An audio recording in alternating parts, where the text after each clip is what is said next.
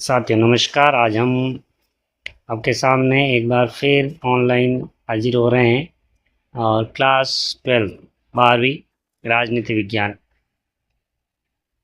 विश्व राजनीति के अंतर्गत जो सेकंड चैप्टर है। हालांकि फर्स्ट चैप्टर ये 2 ध्रुवीय तक अंक, उसके अंदर हम कुछ खास बातें करेंगे जो परीक्षा के लिए बहुत ही महत्वपूर्ण और उपयोगी सिद्ध होगी। आप हमारे चैनल पर बने रहें, इसके लिए आपको हमारे चैनल को सब्सक्राइब करना है, लाइक करना है, कमेंट्स करना है, शेयर करना है और बेल आइकन को दबाएं ताकि कोई भी इम्पोर्टेंट परीक्षा उपयोगी जो वीडियो या क्लास डाली जाएगी वो आप तक पहुंच पाए। तो बिना देर की हम सीधे चलते हैं सोवियत प्रणाली में। तो सोवियत प्रणाली एक सोवियत प्रणाली, ध्यान दें, सोवियत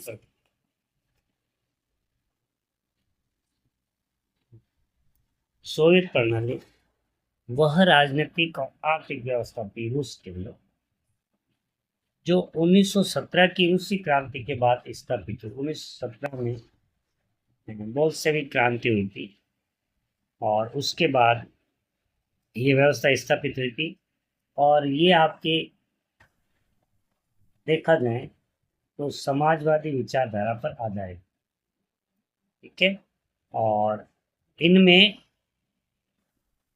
उत्पादन के जो प्रमुख साधन है राज्य का स्वामित्व मानो और देश का मुख्य जो शासन है एक ही राजनीतिक दल में होता है। इनकी कुछ बातें हैं कि एक ही राजनीतिक दल के हाथ में शासन प्रणाली होती है, यहाँ पर कम्युनिस्ट पार्टी है और निजी को क्षेत्र को कोई प्राथमिकता नहीं है। समस्त चीजें हैं, समस्त उद्योग हैं, समस्त प्रकार के व्यवस्था है जो राज्य के हाथ में होती है।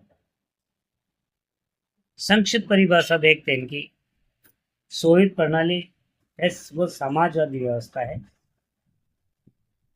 ठीक है, जिसमें राज्य का उत्पादन के साधनों पर पूर्ण रूप से नियंत्रित, केंद्रीकृत, नियोजन और एक दलीय राजनीतिक व्यवस्था लागू।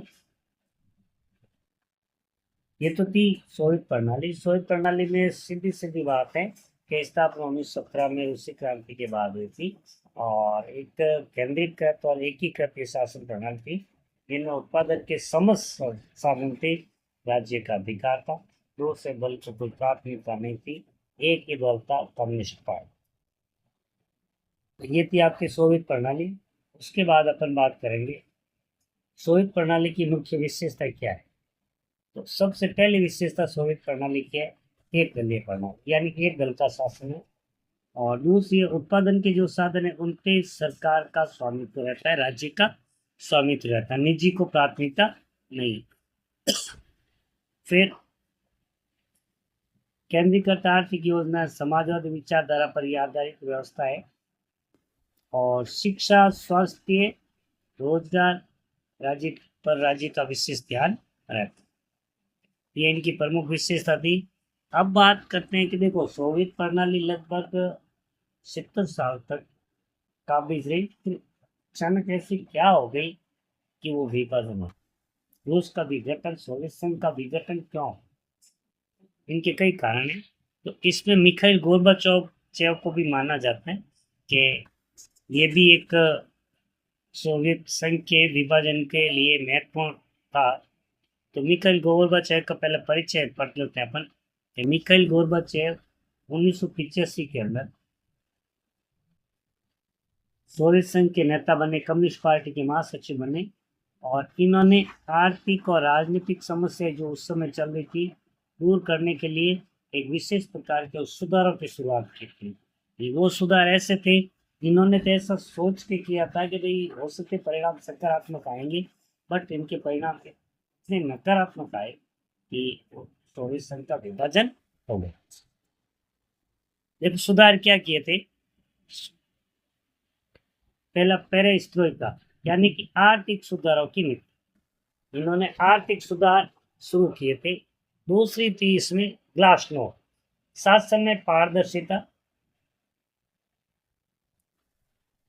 और अभिव्यक्ति की अधिक स्वतंत्रता दी गई। ये दो सुधार थे। तीसरा कि जो व्यवस्था थी उसको लोकतांत्रिक सुधारों को बढ़ावा दिया, लोकतांत्रिक पद्धति।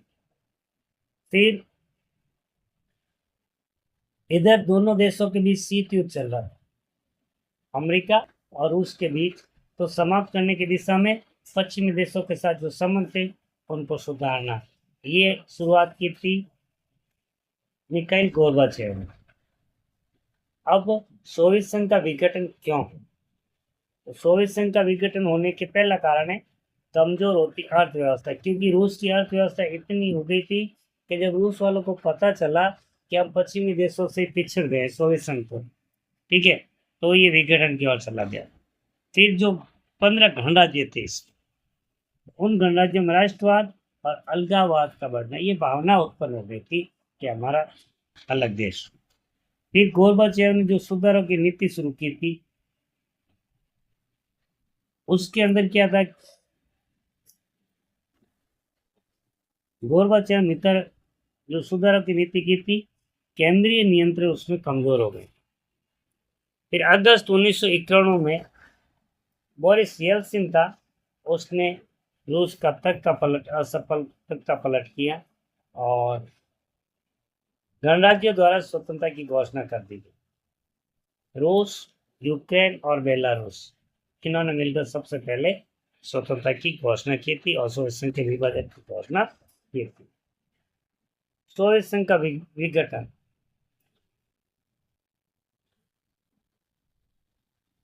सोवियत संघ का विघटन 26 दिसंबर 1991 को आधिकारिक रूप से विघटित हो गया।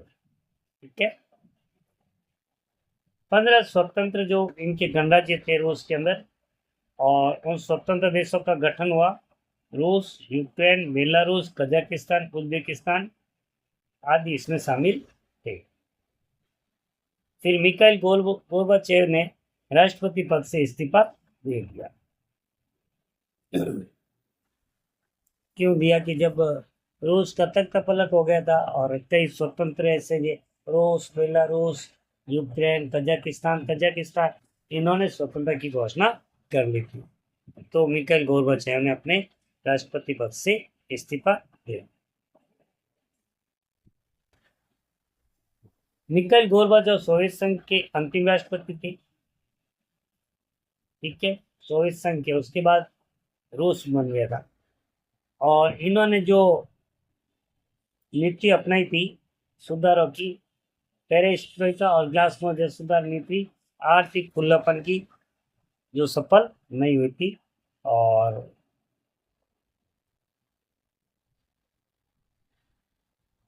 इन सुधारों से आर्थिक संकट, राष्ट्रवाद, राजनीतिक स्थिरता के कारण 26 दिसंबर 1991 को सोवियत संघ का विघटन हुआ और 15 जो स्वतंत्र इनके राष्ट्र सोवियत संघ में शामिल, वो स्वतंत्र अस्तित्व में आए। अब मिखाइल गोर्बाचेव को जिम्मेदार क्यों माना जाता है? मिखाइल गोर्बाचेव को जिम्मेदार मानना इसलिए जाता है, ध्यान दें, क्योंकि मिखाइल गोर्बाचेव का जो 1985 के अंदर, ये 80 के दशक में ये बने थे महासचिव कम्युनिस्ट पार्टी के और राष्ट्रपति बने, तो इन्होंने सोवियत संघ में जो सुधार किए, उनका उद्देश्य हालांकि देश को मजबूत बनाना था, लेकिन जो परिणाम सामने आए अपेक्षा नहीं कि उससे भी विपरीत परिणाम आए थे, जिन्होंने सोवियत संघ के विघटन में महत्वपूर्ण भूमिका निभाई थी। कौन कौन से थे?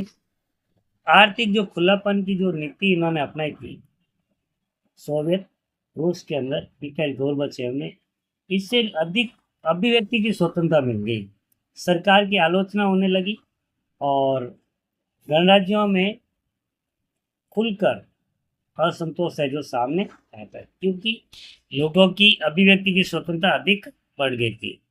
फिर एक पेरेस्ट्रोइका का पुनर्गठन की नीति, इसमें आर्थिक सुधारों का अपेक्षित सफलता नहीं मिली। इसका रीजन आर्थिक सुधार, क्योंकि उत्पादन घटा था और वस्तुओं के कमी और आर्थिक संकट अधिक बढ़ गया था, और रूस है जो पश्चिमी देशों से भी काफी पीछे। जब लोगों को पता चला तो लोग उग्र हो गए थे।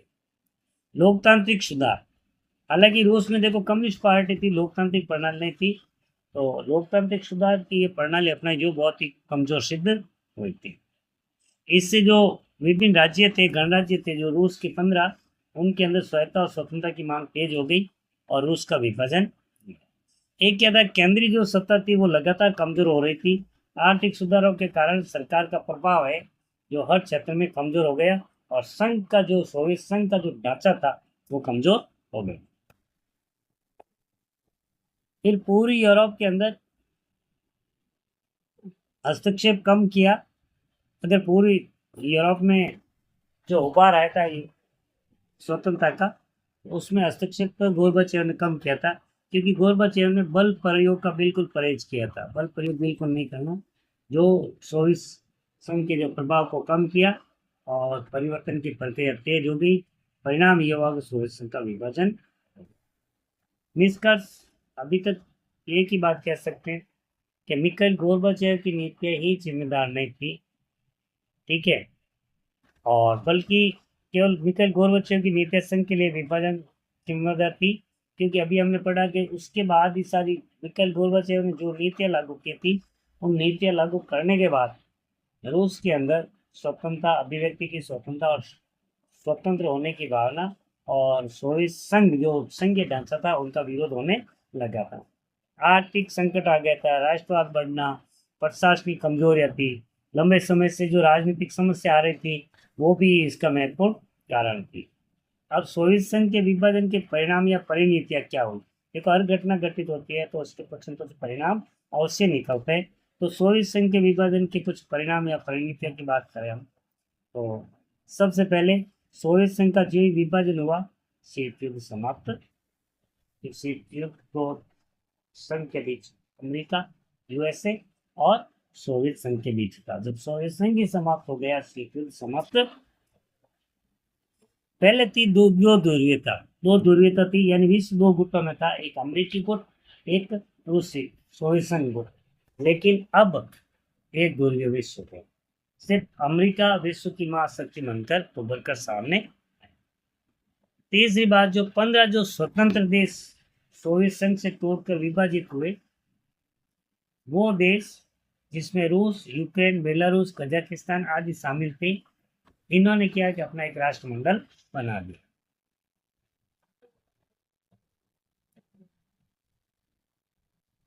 हाँ, फिर समाजवादी व्यवस्था थी जो रूस के अंदर 1917 में स्थापित हुई थी, वो हमेशा के लिए समाप्त हो गई। अब बाजार आधारित अर्थव्यवस्था अपनाई गई। फिर वैश्वीकरण को बढ़ावा दिया। हालांकि रूस की एक नीति थी हर चीज स्वयं बनाए, ऑलपिन से लेकर बड़ी सी बड़ी स्वयं बनाए, लेकिन अब ये नीति समाप्त हो गई।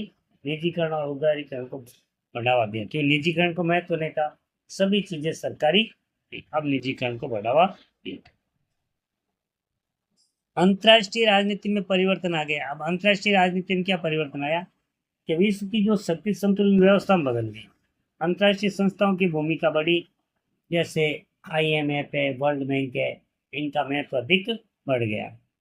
फिर रूस का उदय हुआ। देखो, सोवियत संघ था जिसमें रूस भी शामिल था, लेकिन सोवियत संघ का विभाजन होने के बाद उसका उत्तराधिकारी राष्ट्र है जो रूस को बनाया गया है। सुरक्षा परिषद में स्थायी सदस्य बनी रूस की, और उसकी स्थिति एज ए सोवियत संघ के उत्तराधिकार के रूप में बनी।